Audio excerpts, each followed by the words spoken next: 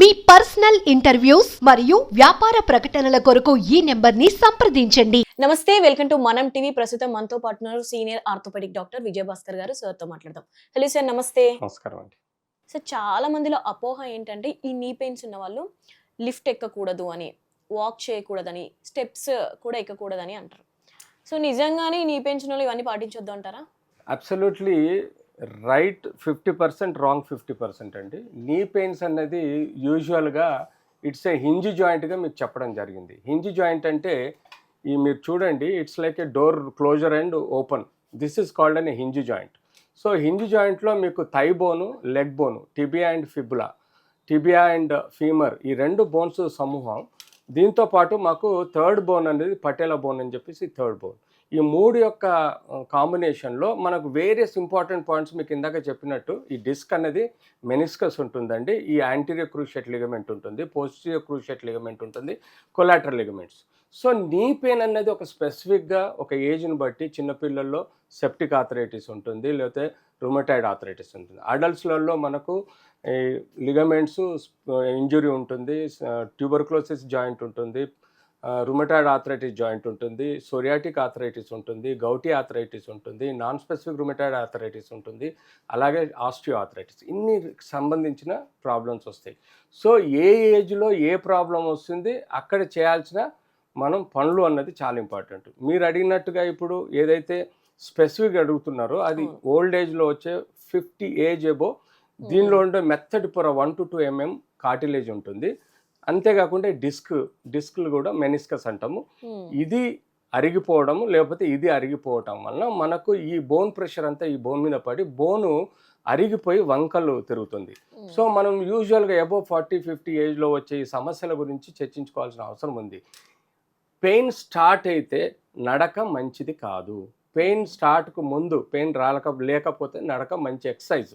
But pain ఒకసారి వచ్చిందంటే you should avoid walking much and you should give non weight bearing exercises. Non weight bearing exercise అంటే cycling, swimming and bed side exercises. ఈ మూడు మీ weight reduction కోసం కానీ మీ పర్సనాలిటీ మెయింటెనెన్స్ కానీ ఫ్లోర్ ఎక్సర్సైజెస్ చేయొచ్చు, సైక్లింగ్ చేయొచ్చు, స్విమ్మింగ్ చేయొచ్చు, ఆర్ బెడ్ సైడ్ ఆ చైర్ సైడ్ ఎక్సర్సైజెస్ చేస్తే. వాకింగ్ అవాయిడ్ ఏంటంటే వెయిట్ బేరింగ్ పార్ట్లో మీరు పూర్తిగా మీ 80% బరువు అంతా ఈ జాయింట్ మీద పడుతుంది. అంటే 60-70 కిలోల బరువు ఈ జాయింట్ మీద పడ్డప్పుడు, ఫర్ ఎగ్జాంపుల్ ఒక మోటార్ సైకిల్ మీద ఇద్దరు కూర్చొని డ్రైవ్ చేస్తే దాని లైఫ్ ఫర్ ఎగ్జాంపుల్ 15 నుంచి 20 సంవత్సరాలు ఉంటే, అదే ముగ్గురు కూర్చొని ట్రావెల్ చేస్తే ఆ వెహికల్ యొక్క బేరింగ్స్ అరిగిపోతాయి, ఆ వెహికల్ యొక్క మేజర్ పార్ట్స్ దెబ్బతింటాయి. అలాగే మీరు ఒక వ్యక్తికి 5.5 హైట్ ఉన్న వ్యక్తికి యావరేజ్ హైట్ 55 to 60 అనుకుంటే, అదే వ్యక్తికి 60 నుంచి 80 కిలోలు ఉన్నాడు అనుకోండి. ఫర్ ఎగ్జాంపుల్ ఆ వెయిట్ బేరింగ్ పార్ట్ మొత్తం ఈ జాయింట్ మీద పడ్డప్పుడు ఈ సాఫ్ట్ టిష్యూ మొత్తం డ్యామేజ్ అవుతుంది. దాని మూలంగా మేము చెప్పేది ఏంటంటే వెయిట్ బేరింగ్ ఎక్సర్సైజ్ వాకింగ్ కంప్లీట్గా అవాయిడ్ చేయాలి. అంటే ఇంట్లో నడవడం అవన్నీ చేయొచ్చు, కానీ ప్రొఫెషనల్గా మార్నింగ్ వాక్ అని, ఈ వాక్ అని, ఆ వాక్ అని వెయిట్ రిడక్షన్ కోసం చేస్తారు. సో ఆ వాక్స్ అన్నీ మానేసి నాన్ వెయిట్ బేరింగ్ ఎక్సర్సైజ్ అంటే సైక్లింగ్. అంటే వాళ్ళు సైకిల్ మీద కూర్చున్నప్పుడు ఇలా ఉంటుంది అనుకోండి, కేవలం ఈ మూమెంటే జరుగుతుంది సైక్లింగ్ చేసినప్పుడు. ఇది నాన్ వెయిట్ బేరింగ్ ఎక్సర్సైజ్ వలన దీని చుట్టుండే లిగమెంట్స్, కండరాలు స్ట్రెంగ్త్ అవుతాయి. ఎప్పుడైతే ఈ లిగమెంట్స్, కండరాలు స్ట్రెంగ్త్ అవుతుందో ఈ అరిగే కెపాసిటీని తక్కువ చేస్తుంది. అంటే లోడు షేర్ అవుతుంది. ఈ ఎముక మీద పడే బరువుని ఈ చుట్టుండే కండరాలు, లిగమెంట్స్ ఇవన్నీ షేర్ చేసుకుంటాయి. తద్వారా మీకు జాయింట్ ఏదైతే వేర్ అండ్ టియర్ ఉంటుందో అది తగ్గుతుంది. సో నాన్ వెయిట్ బేరింగ్ అనేది అది. సో దానికి best cycling, swimming and bed side or chair side exercises. కూర్చొని కాలు ఆడించడం, ఎత్తడం, కాలుకు ఒక 2-3 కిలోల ఇసుక కానీ లేకపోతే మీరు రైస్ బ్యాగ్ కానీ కట్టుకొని ఎత్తుతూ ఉంటే అది మజిల్ పవర్ పెరిగే కెపాసిటీ ఉంటుంది. సో అండ్ ఫ్లోర్ ఎక్సర్సైజెస్, పడుకొని చేసే ఎక్సర్సైజెస్ బోల్డ్ ఉన్నాయి మీకు బరువు తగ్గాలంటే. కేవలం నడక ఒకటే అంత ఇంపార్టెంట్ కాదు. సైక్లింగ్ చేయండి, మీరు 1 hour 2 hours సైక్లింగ్ చేయండి, ఓ 10 kilometers సైక్లింగ్ చేయండి if you have a capacity. తద్వారా కూడా మీకు బరువు తగ్గే ఆస్కారం ఉంటుంది, వెయిట్ నొప్పి తగ్గే ఆస్కారం కూడా ఉంటుంది. స్టెప్స్ ఏమంటారు సార్? అది steps one of the most important అండి. స్టెప్స్ ఎక్కేటప్పుడు మీరు ఈ హ్యాండ్ని రైలింగ్ మీద కానీ ఏదైనా సపోర్ట్ తీసుకొని ఈ హ్యాండ్ మీద లోడ్ తీసుకోండి. మోకాల మీద లోడ్ తీసుకుంటే అగైన్ పెయిన్ వస్తుంది.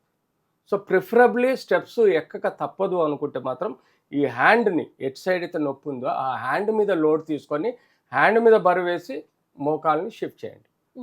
సో డైరెక్ట్ మోకాల మీద ప్రెషర్ దిగేటప్పుడు పెద్దగా రాదు నొప్పి, కానీ ఎక్కేటప్పుడు మాత్రం ప్రెషర్ పడుతుంది. కాబట్టి మీరు హ్యాండ్ మీద ప్రెషర్ పెట్టండి, లెగ్ మీద ప్రెషర్ తగ్గించుకోండి. So that is the best way. స్టెప్స్లో you have to take care.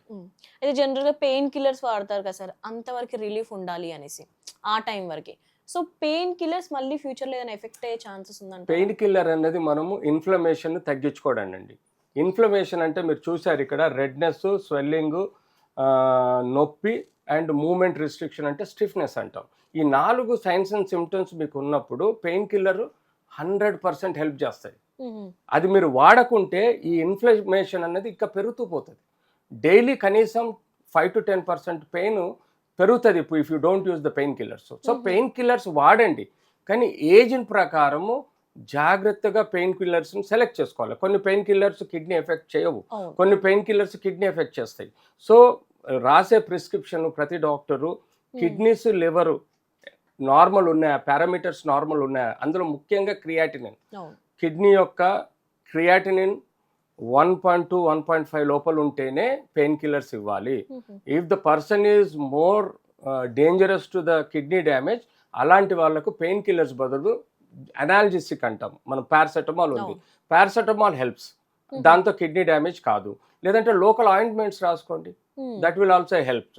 Some times severe pain ఉంటే మేము జాయింట్ లోపలికి స్టెరాయిడ్ ఇస్తాం, అది కూడా ఇన్ఫ్లమేషన్ ని తగ్గుద్ది. ఈ స్ప్రేలు ఇవి కూడా యూజ్ అవుతాయంట? స్ప్రేలు అబ్సల్యూట్లీ లోకల్ అదే చెప్పాను కదా, ఆయింట్మెంట్ కానీ స్ప్రేలు కానీ లినిమెంట్స్ కానీ ఇవన్నీ ఏం చేస్తుంటే లోకల్ ఇన్ఫ్లమేషన్ ని తగ్గిస్తాయి.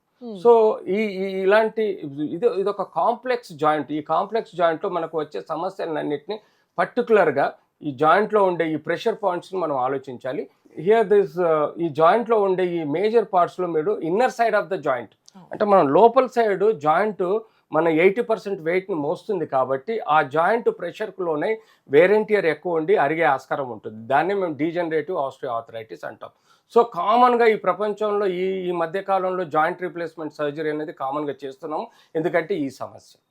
సో జాయింట్ రీప్లేస్మెంట్ అంటే మేము ఈ టోటల్గా బోన్ మొత్తం కట్ చేసేసి artificial titanium, molybdenum, high density పాలిఇథిలిన్కి సంబంధించిన మెటీరియల్తో కూడిన ఒక ఆర్టిఫిషియల్ ఇంప్లాంట్ని మేము దీనిలో అమర్చడం వల్ల zero pain and absolute normal position. Suppose అరినేమక ఇలా ఉంటే తర్వాత సర్జరీ చేసిన తర్వాత ఇలా స్ట్రైట్ అవుతుంది. తద్వారా మనకు వాకింగ్ ఎబిలిటీ పెరుగుతుంది, జీరో పెయిన్ అంటే పెయిన్లెస్గా ఉంటుంది, అండ్ ఆయన ప్రొఫెషనల్ లైఫ్ ఇంప్రూవ్ అవుతుంది, పర్సనల్ లైఫ్ ఇంప్రూవ్ అవుతుంది.